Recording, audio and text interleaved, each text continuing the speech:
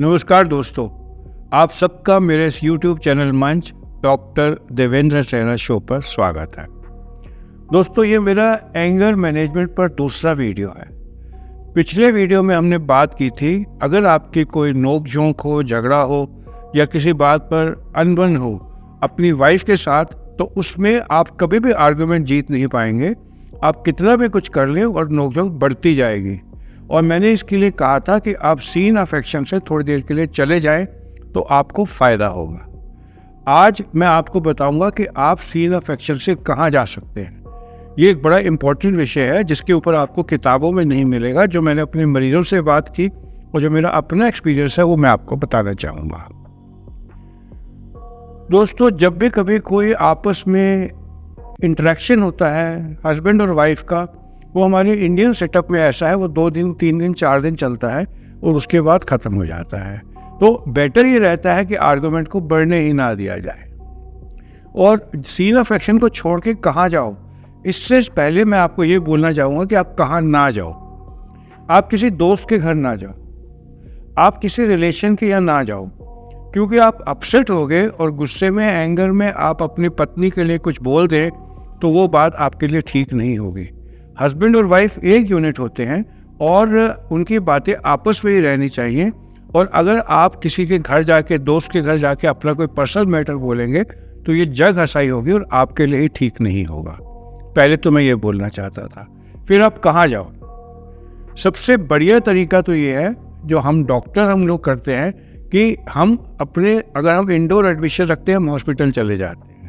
जैसे morning round लिया, उसके बाद जब कभी कोई बात हुई तो आप जाकर अपने हॉस्पिटल में अपने मरीजों को जाकर दोबारा देख सकते हो। उससे 2-3 फायदे होते हैं। एक तो आप देखते हो कि आपसे ज़्यादा परेशान लोग दुनिया में हैं, बीमार हैं, और आपको थोड़ा लगता है कि आप उनके लिए कुछ कर रहे हैं।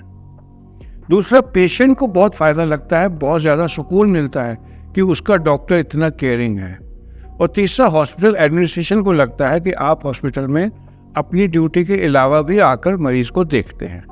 बट ज़रूरी नहीं होता कि इंटरेक्शन डॉक्टर हस्बैंड वाइफ के बीच में हो, ये सब में हो सकते हैं। लेकिन बेशक ऐसा नहीं है कि ये डॉक्टर में कम होते हैं। मेरे ख्याल से डॉक्टर में ज़्यादा होते हैं, क्योंकि बहुत हस्बैंड वाइफ अगर दोनों डॉक्टर हो तो बहुत टेंशन रहती है उनको अपने प्रोफेशनल लाइफ पे, जो उनकी पर्सनल लाइफ पे रिफ्लेक्ट होती है। अगर आप एक फैक्ट्री ओनर हैं तो आप अपनी फैक्ट्री में कभी भी काम चल रहा हो जिसका 24 घंटे वहाँ जाके उसको सुपरवाइज कर सकते हैं।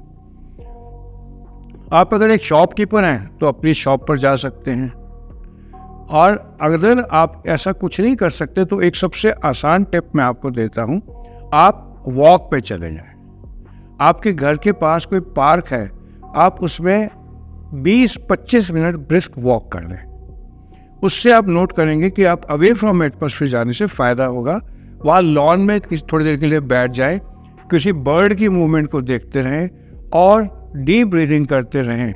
इससे आप नोट करेंगे कि आपका माइंड काफ़ी हद तक रिलैक्स हो जाएगा। एक और सुझाव मैं देना चाहूँगा कि अगर आप यंगर ब्लड के हैं, एंजॉय करते हैं, तो आप कॉफ़ी हाउस पे चले जाइए, एक कॉफ़ी ऑर्डर करिए, अपने टेलीफोन के नोट्स में डालकर अपने बेटर डेज अपनी वाइफ के साथ थे उनको सोचिए, उनके बारे में सोचिए कि आपके वाइफ के पॉजिटिव पॉइंट्स क्या हैं और उसके बारे में आप लिखिए।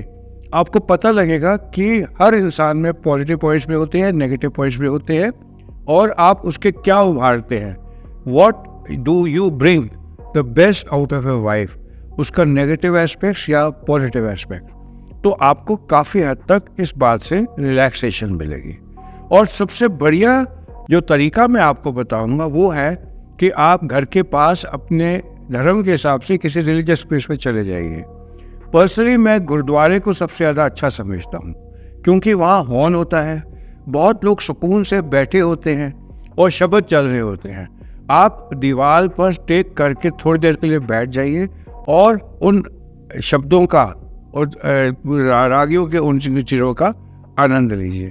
उससे आपके दिमाग में काफ़ी रिलैक्सेशन आएगी। अगर आप आधा या 1 घंटा बैठेंगे और उसके बाद अगर आप घर जाएंगे तो आप नोट करेंगे कि जो आपका आर्गुमेंट बढ़ सकता था अब नहीं बढ़ा। ये एक और इम्पॉर्टेंट चीज़ मैं आपको बताना चाहूँगा। अगर आप भी कुछ तरीके सोचते हैं तो आप ज़रूर मुझे मेरे इस टॉक के बाद, इस इंटरेक्शन के बाद मेरे कमेंट बॉक्स में और चीज़ें बता दीजिए, वो भी मैं अपने नेक्स्ट में अगर ज़रूरत होगी तो ऐड कर लूँगा। आप सबका मेरे साथ जुड़ने के लिए धन्यवाद। मैं इस तरह के अपडेट आपको देता रहूँगा, और इंटरपर्सनल रिलेशनशिप के ऊपर, जिसके ऊपर बुक्स में इतना नहीं लिखा हुआ, इस सर्कल में जिसके अंदर आप और मैं रहते हैं, मैं आपसे डिस्कस करता रहूँगा। आप मेरे इस वीडियो को अगर आपको उचित लगे तो शेयर कर दीजिए, एटलीस्ट एक बार लाइक तो कर दीजिए। Thank you.